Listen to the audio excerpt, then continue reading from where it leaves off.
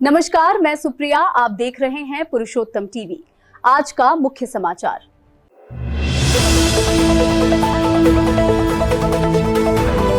भारत के शहरों और कस्बों में बने सार्वजनिक पार्क अब मनोरंजन की जगह से ज्यादा प्रशासनिक लापरवाही और उपेक्षा के मैदान बनते जा रहे हैं। देश भर के कई शहरों से टूटे हुए झूले, खेलने के उपकरणों की बर्बादी, खुले सार्वजनिक स्थानों की भारी कमी और सुरक्षा से जुड़े गंभीर मुद्दे लगातार सामने आ रहे हैं। लेकिन कर्नाटक के शिवमोगा जिले की कहानी में एक ऐसा गहरा और संवेदनशील पहलू है जो पहली नजर में दिखाई नहीं देता। यहाँ समस्या हरियाली की कमी नहीं है, बल्कि समस्या इससे कहीं ज्यादा गंभीर और डरावनी है।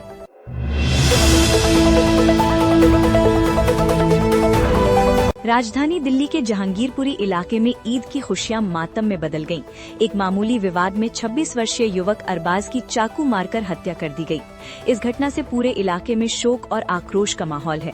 पुलिस ने मामले में 3 नाबालिगों को हिरासत में लेकर जांच शुरू कर दी है। पुलिस के अनुसार घटना नॉर्थ वेस्ट दिल्ली के जहांगीरपुरी स्थित सी ब्लॉक की है। ईद की रात अरबाज अपने घर के पास खड़ा था, तभी कुछ युवकों के साथ उसकी कहासुनी हो गई।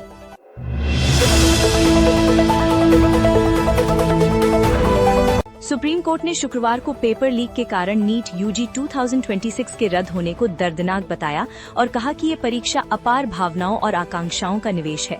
कोर्ट ने लीक के संबंध में कई सवाल खड़े किए। सर्वोच्च न्यायालय ने जवाबदेही पर जोर दिया और कहा कि जिम्मेदारी उन व्यक्तियों पर आनी चाहिए जिनकी पहचान की जा सकती है। कोर्ट ने एनटीए से आग्रह किया कि वो संघ लोक सेवा आयोग यानी यूपीएससी से सीख ले, जिसे कभी इस तरह की गड़बड़ी का सामना नहीं करना पड़ा है। सुप्रीम कोर्ट को बताया गया कि प्रधानमंत्री व्यक्तिगत रूप से नीट पेपर लीक मामले की निगरानी कर रहे हैं, ताकि कोई चूक न हो।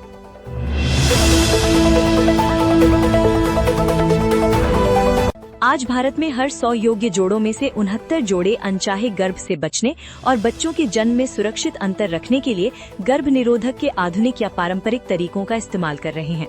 स्वास्थ्य मंत्रालय द्वारा शुक्रवार को नई दिल्ली में जारी राष्ट्रीय परिवार स्वास्थ्य सर्वेक्षण 6 यानी NFHS 6 में ये बात कही गई है। पिछले सर्वे NFHS 5 में ये संख्या करीब 67 थी।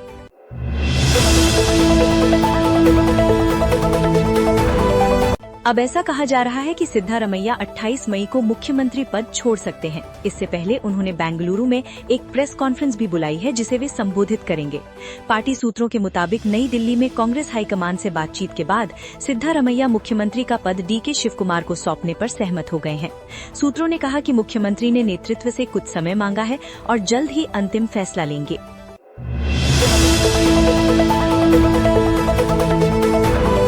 दिल्ली NCR में बारिश के बाद गर्मी से काफी राहत मिली है। लगातार पिछले 2 दिन से मौसम में नमी है। बारिश के बाद से हवा भी साफ हुई है और तापमान में गिरावट दर्ज की गई है।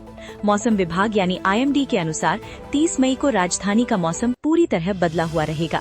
दिन भर आसमान में बादल छाए रहने की संभावना है और कई इलाकों में गरज चमक के साथ हल्की से मध्यम बारिश हो सकती है।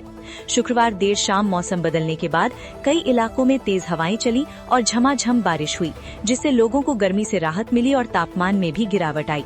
अप्रैल से ही भीषण गर्मी झेल रही दिल्ली NCR में मई के अंत तक मौसम का मिजाज बदला हुआ नजर आ रहा है।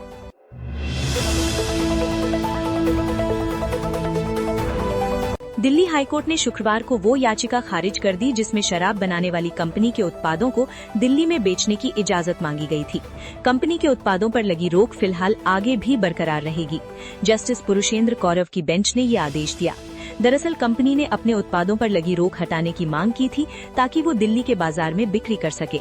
कंपनी 2021 के दिल्ली आबकारी घोटाला मामले में आरोपी है, जिसकी वजह से उस पर 2023 में प्रतिबंध लगाया गया था और वो दिल्ली के बाजार से बाहर है। इससे पहले कंपनी ने वित्त आयुक्त के पास शराब लाइसेंस के लिए अर्जी दायर की थी, लेकिन उसे खारिज कर दिया गया था।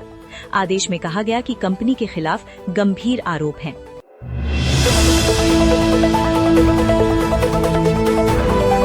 मुंबई महानगर क्षेत्र यानी MMR के निवासियों को महंगाई का एक और बड़ा झटका लगा है। महानगर गैस लिमिटेड यानी MGL ने शनिवार को CNG की कीमतों में 2 रुपए प्रति किलोग्राम की बढ़ोतरी कर दी है। इसके बाद मुंबई और आसपास के इलाकों में CNG की खुदरा कीमत बढ़कर 86 रुपए प्रति किलोग्राम हो गई है। MGL ने घरों में इस्तेमाल होने वाली पाइप्ड कुकिंग गैस यानी PNG की दरों में भी 50 पैसे प्रति यूनिट का इजाफा किया है। आम जनता के लिए ये दोहरा झटका है, क्योंकि मई महीने में ही ये दूसरी बड़ी बढ़ोतरी है। इससे पहले 14 मई को भी CNG के दाम 2 रुपए बढ़ाए गए थे।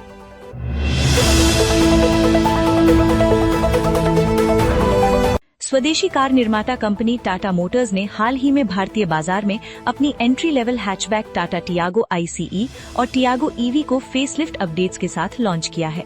कंपनी ने 2026 टियागो ICE को 4,70,000 रुपए की शुरुआती एक्स शोरूम कीमत पर पेश किया है। कंपनी ने इस कार को अपने एक्स अल्फा प्लेटफॉर्म पर तैयार किया है, जिसके चलते इसमें बड़े स्टाइलिंग अपडेट्स किए गए हैं।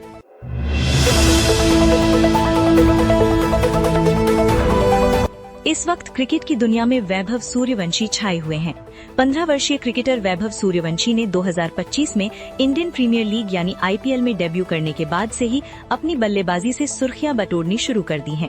बिहार के रहने वाले सूर्यवंशी राजस्थान रॉयल्स के लिए खेलते हैं और क्रिस गेल के एक सीजन में सबसे अधिक छक्कों के IPL रिकॉर्ड समेत कई रिकॉर्ड तोड़ चुके हैं। जब भी वे बल्लेबाजी करने आते हैं, स्टेडियम छक्कों और चौकों की बौछार से गूंज उठता है।